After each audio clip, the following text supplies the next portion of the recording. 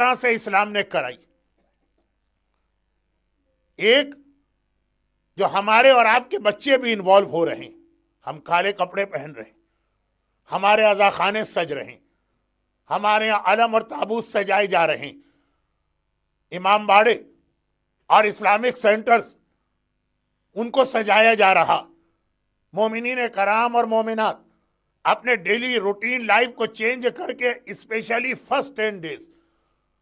پورا ایک نیا اسکیجول ان کے لیے بن رہا. یہ ایام ازا کی ایک وہ تیاری جو دعائے فاطمہ زہرا بھی ہے، اور اسی کے نتیجے میں آنے والی زندگی میں آپ کو بہت ساری برکتیں ملیں گی. لیکن ایام ازا کی اس کے ساتھ ایک اور تیاری بھی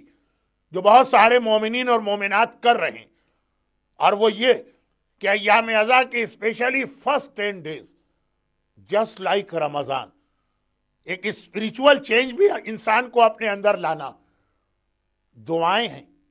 نمازیں ہیں، اعمال ہیں. اعمال عاشورہ جو آپ کرتے ہیں وہ تو اینڈ ہوتا آج کی رات شب فرسٹ محرم سے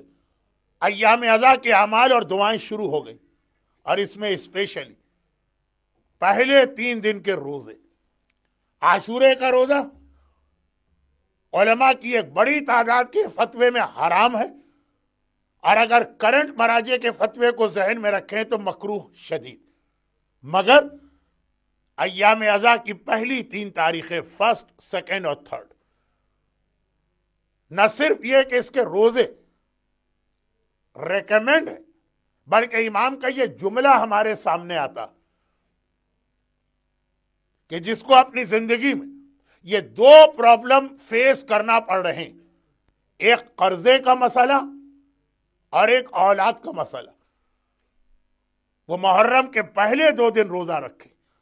اور پھر یہ دیکھے کہ اللہ کس طرح سے اس کی اس پرابلم کو سالو کرتا. اور 3rd آف محرم کا روزہ کوئی بھی حاجت، اگرچہ بعض لوگوں کو ماہ محرم کے پہلے 10 دن میں قبولیت حاجت کی فلسفی سمجھ میں نہیں آتی، لیکن 10 محرم زیارت عاشورہ کے ساتھ دعائے القمہ اگر آپ اس کا ٹرانسلیشن پڑھ لیں تو عاشورے کے دن اور اپنی حاجتیں اور اپنے پرابلم آپ اللہ کی بارگاہ میں پیش کر رہے ہیں.